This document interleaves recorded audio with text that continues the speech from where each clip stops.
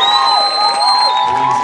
evening, my name is Pleimann, my gorgeous helpmeet. Gloria and I, we are pioneering in Plantation, Florida. We were launched out of Bible conference last year. It was April 1st. We're walking up and all I'm thinking is if they say April Fools, please go back to your seat. I'm gonna die.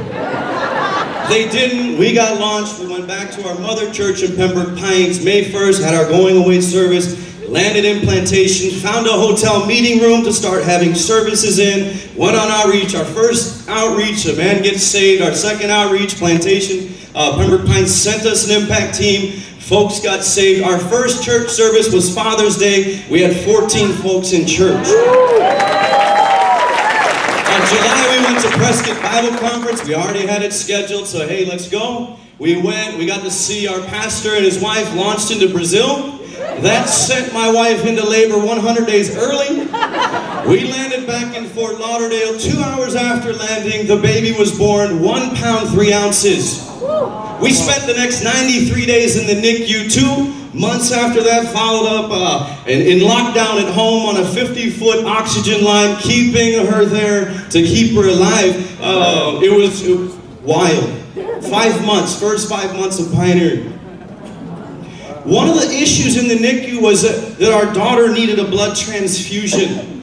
And 90% of the population has a virus that they cannot donate to a premature baby.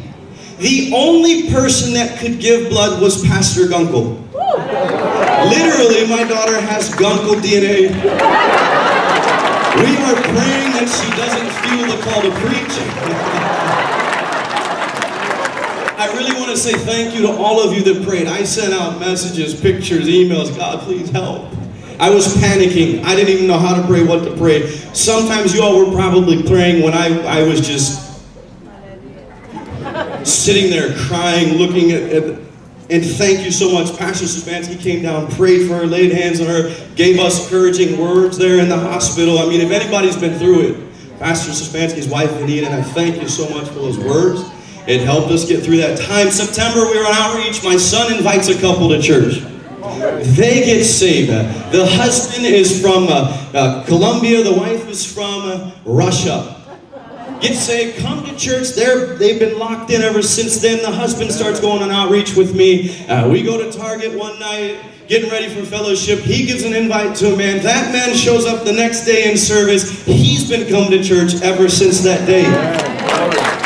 Christmas service, thank God, everybody showed up at once. We had 26 people in church on Christmas. February, we had Pastor Brooks came, gave us a revival. I think almost every month we've had an impact team from our mother church. That revival, the weekend before, we had Pembroke Pines come, Jacksonville, Florida. Pastor Amos Aristill from Guam, who's pioneering in Miami, came. We had almost 50 workers on that outreach. We saw 20 saved, 36 total contacts to follow up. Visitors came to the revival. Every single person that came got filled with the Holy Spirit. Evidence of speaking in tongues. It brought the Holy Spirit into our church, into our congregation. New dimension of the Holy Spirit in the church. We saw 2 families locked in out of that. We've water baptized people since then. And I'm almost done. We have a Russian, Colombian, lady from the Netherlands, a Jamaican, Haitian, Dominican, Iranian, and I'm holding it down for the white folks there in Plantation. It's an awesome privilege. Pastor Gunkel used to tell me, Brad, pioneering is the promised land. It is. We're having a blast. I want to say thank you to Pastor Gunkel, Pastor King and Lee, Pastor Suspansky and Venita, the Pembroke Pines Church, the church here in the congregation Jacksonville. So much for your prayers. We could not have done it. It is 100% God that we are at where we're at today. He's helping us. He's moving. God bless you. Keep praying for us in Plantation as we keep laboring and praying for you. Thank you.